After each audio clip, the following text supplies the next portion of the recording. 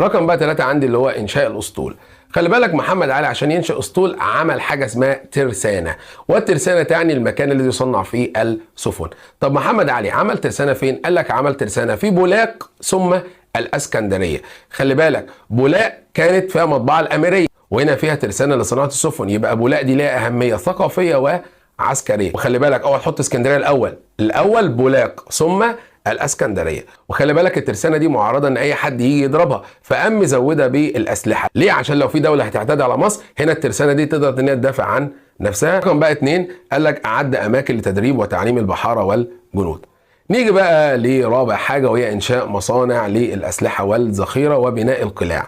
قال لك محمد علي اهتم بالتصنيع الحربي. يعني ايه؟ يعني ما كانش بيشتري اسلحه من بره، امال ايه؟ كان بيصنع اسلحته بنفسه، وكان بيصنع الاسلحه في ترسانه في القلعه. يبقى محمد علي انشا ترسانه لصناعه الاسلحه والذخيره في القلعه، انما ترسانه السفن